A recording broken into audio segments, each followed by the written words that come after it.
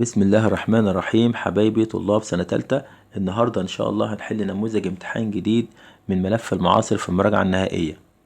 أول سؤال بيقابلني في الامتحان سؤال listen، وكلمة listen معناها استمع. السؤال ده بسمع الكلمة كويس وبكمل الحروف الناقصة. أول كلمة هنسمعها examine.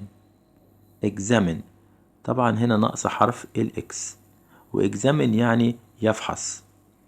تاني كلمة عندنا wheel.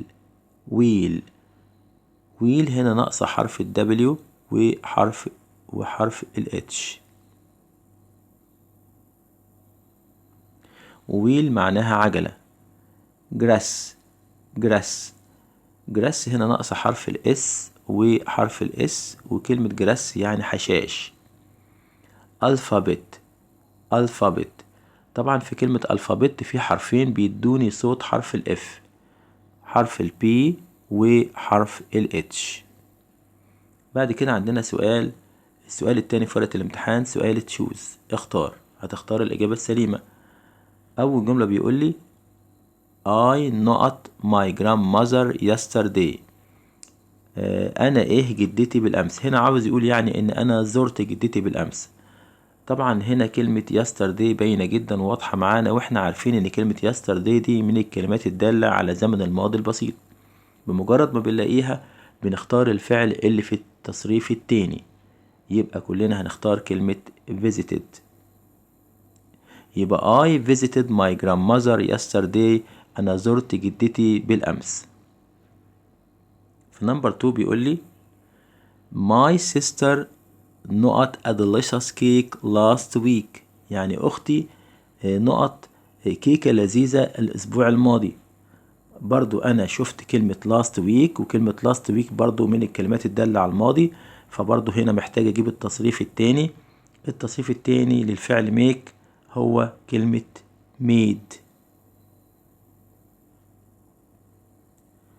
في نمبر 3 بيقول لي I usually أنا عادة نقط to school by bus. أنا عادة إلى المدرسة بالأتوبيس.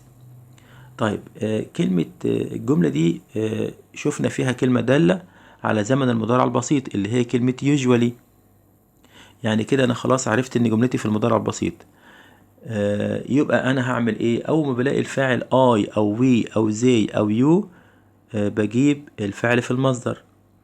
لقيت الفاعل عندي هي أو شي أو it أو أي فاعل أو أي اسم فاعل مفرد غائب، بحط الفعل اس أو اي اس أو اي اي اس. طبعا أنا عندي الفاعل هنا I، يبقى مع I هجيب الفعل في المصدر. يبقى I usually go to school by bus. أنا عادة أذهب إلى المدرسة بالأتوبيس. في نمبر 4 بيقول لي my نقط helps me learn new things at school. يعني مين اللي helps me بيساعدني learn إن أنا أتعلم new things أشياء جديدة at school في المدرسة. طبعا كلنا عارفين، يبقى my teacher. في المدرسة اللي بيساعدني هو my teacher، المعلم بتاعي أو معلمي. my favorite في نمبر 5 my favorite is 6th of October. المفضل هو السادس من أكتوبر. طيب هو السادس من أكتوبر ده عبارة عن مكان؟ طبعا لا. وظيفة؟ طبعا لا. أمال 6 of October ده celebration، يعني احتفال. يبقى هقول جملة تاني my favorite celebration احتفال المفضل is 6 of October هو السادس من أكتوبر. في نمبر 6 بيقول لي we go to the. احنا بنذهب إلى to travel to another city by train. يعني احنا بنذهب إلى علشان نسافر لمدينة أخرى بالقطر. طبعا عشان أسافر بالقطار يبقى أنا هروح فين؟ يبقى the train station محطة القطار. يبقى we go to the train station بنروح محطة القطار to travel to another city عشان نسافر لمدينة أخرى by train بالقطار. السؤال اللي بعد كده في ورقة الامتحان read and complete اقرأ وكمل. عندنا الأول 3 كلمات لازم نقراهم كويس ونتعرف على معانيهم. أول كلمة عندي هي كلمة happy، وhappy يعني سعيد. drew يعني رسم. smiled يعني ابتسم. نقرأ قطعة. سندس went to the park. هنا بيقول لي إن سندس ذهبت إلى الحديقة because علشان she was bored، علشان هي كانت حاسة بالملل. she not a picture with her pencil، وهي ايه صورة بالقلم الرصاص بتاعها. طبعا انت ملاحظ هنا ان انا قريت شي وكملت الجملة لحد الاخر. اي جملة هتقراها لازم قبل ما تفكر هتحط ايه في النقط لازم تكمل الجملة لحد الاخر. هي ايه صورة بالقلم الرصاص بتاعها، يبقى she drew، هي رسمت. يبقى she drew a picture with her pencil. وطبعا انا حطيت رقم نمبر 1 على الكلمة، لكن انت في الامتحان بتحط الكلمة في النقط، ما تنساش تحط الكلمة في النقط.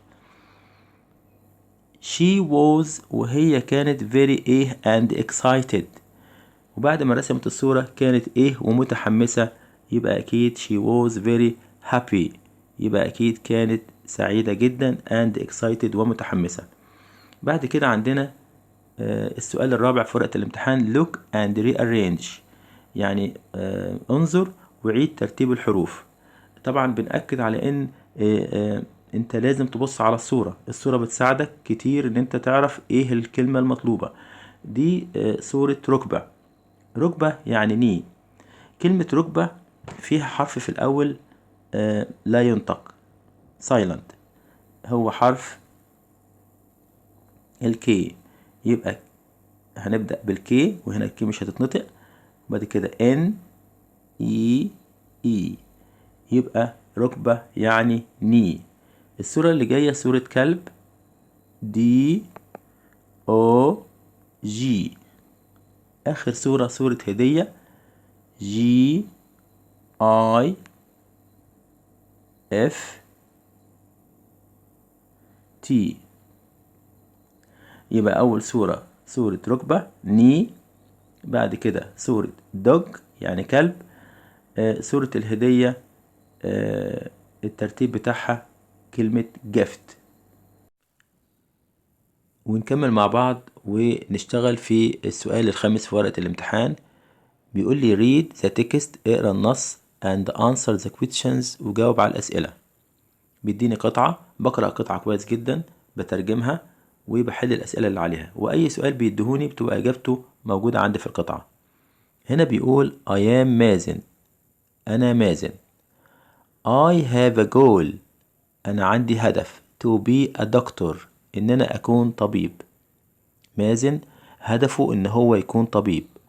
I want، أنا أريد to help patients، أن أساعد المرضى. I want to wear، وأنا أريد أن أرتدي white coat one day، أريد أن أرتدي البلطو الأبيض one day في يوم من الأيام. I will study hard، أنا سوف أذاكر بجد واجتهاد at school في المدرسة to reach my goal، علشان أوصل للهدف بتاعي. بعد كده choose اختار. the text النص is about، النص اللي احنا كنا بنقراه عن ايه؟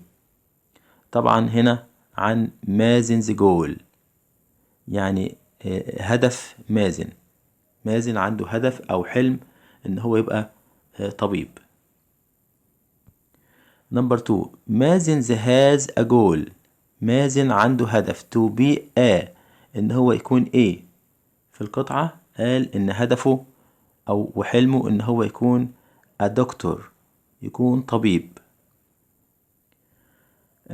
بعد كده بيقول لي answer the following questions، جاوب الأسئلة اللي جاية دي. دول سؤالين، أول سؤال هنقراه ونترجمه وإن شاء الله هنجيب إجابته من القطعة.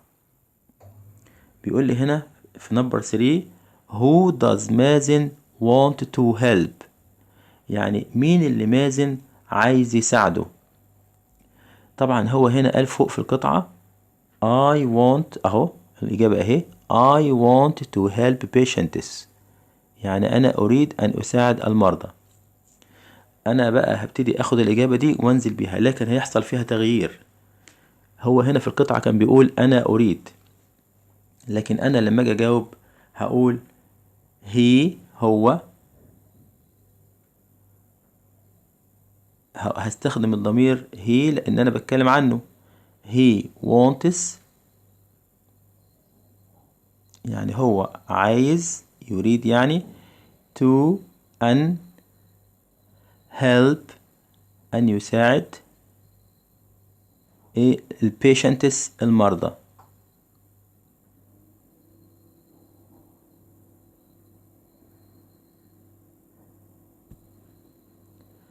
هو يريد أن يساعد المرضى.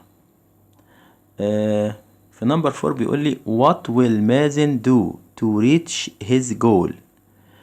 what معناها هنا ماذا سوف مازن يفعل، يعني مازن هيعمل ايه to reach علشان يوصل لhis goal، للهدف بتاعه. برضو انا هطلع الإجابة من القطعة. هو هنا قال ان هو عشان يوصل للهدف بتاعه قال الجملة دي I will study hard at school. اهو I will study hard at school to reach علشان اوصل لماي جول. يبقى الجملة دي هي اللي ايه هستخدمها في الإجابة. بس برضو وانا بنزل بالجملة وبكتبها مش هتبقى I، لان هو في القطعة كان بيتكلم عن نفسه بيقول انا هذاكر باجتهاد في المدرسة، لكن هنا انا هتكلم عنه فهقول هو will، يعني سوف study يذاكر hard باجتهاد وبجد at school في المدرسة. وقف جملتي بنقطة. السؤال اللي بعد كده بيقول لي reorder the words، يعني عيد ترتيب الكلمات اللي عندك دي علشان تعمل correct sentence، جمل صحيحة. السؤال ده بحله ازاي؟ ببدأ اترجم الكلمات اللي عندي الأول. أول كلمة عندي كلمة your، ويور معناها شيء ملكك أو يخصك. كلمة what معناها ماذا، name يعني اسم، is يكون. طبعا عرفنا الجملة دي جملة مشهورة جدا. what هنبدأ بوات، تملي ببدأ بالكلمة اللي تحتها خط. what is، طبعا بعد كلمة what بجيب الفعل المساعد. أنا عموما كده في معظم جملي بجيب بعد كلمة الاستفهام الفعل المساعد بتاعي. what is، بعد كده what is your name. what is your name يعني ما هو اسمك. what is your name ما هو اسمك. طبعا أنا حطيت أرقام عشان يعني اختصارا للوقت، لكن انت في الامتحان بتكتب الجملة على النقط كاملة، بتكتبها جملة كاملة what is your name، وكمان بتحط كوتشن مارك بتاعتك.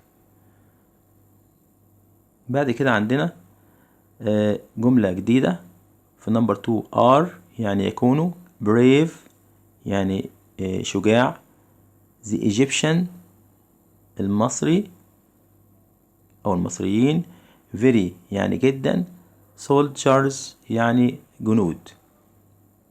هنبدأ بالكلمة اللي تحتها خط، يبقى the Egyptians، the Egyptian.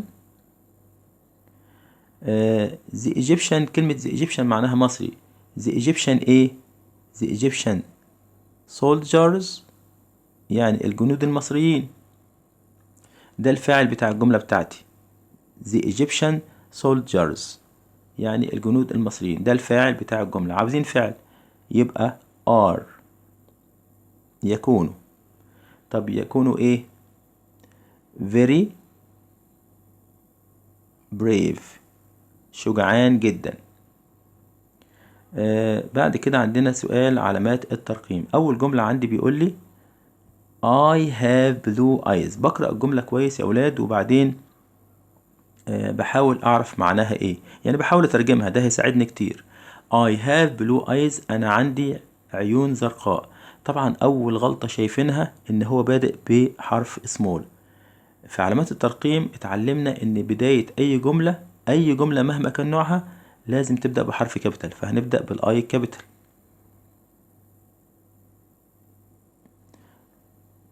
بعد كده جملتي خبرية، فهحط فول ستوب في الآخر. طبعا أنا بعمل كده اختصارا للوقت، لكن في الامتحان أنت بتنزل بالجملة كلها، بتنزل بيها في النقط كلها، وبتعدل الحاجات اللي احنا عملناها دي، وبتحط شرطة صغيرة تحت الآي وشرطة صغيرة تحت الفول ستوب، علشان تبقى محدد انت ايه اللي غيرته في الجملة. يبقى لازم ننزل بالجملة كلها ونكتبها كلها، ما نسيبش فيها حاجة، ونعدلها بالطريقة الصحيحة. في السؤال التاني بيقول لي where was he playing، وكلمة where معناها أين. where was he playing يعني أين هو يلعب. طبعا واضحة جدا ان دي جملة استفهامية، بس أول غلطة شايفينها ان هو بادئ بالدبليو سمول، ودي طبعا غلطة. هبدأ بدبليو كابيتال، نعدل الدبليو نخليها كابيتال، وفي الآخر بنحط كويتشن مارك علامة استفهام، لأن جملتي جملة استفهامية، لأن بيقول أين هو يلعب، أو كان بيلعب فين. where was he playing كان بيلعب فين. وكده نكون خلصنا، وإن شاء الله الباراجراف هنعمله في فيديو منفصل. والسلام عليكم ورحمة الله وبركاته.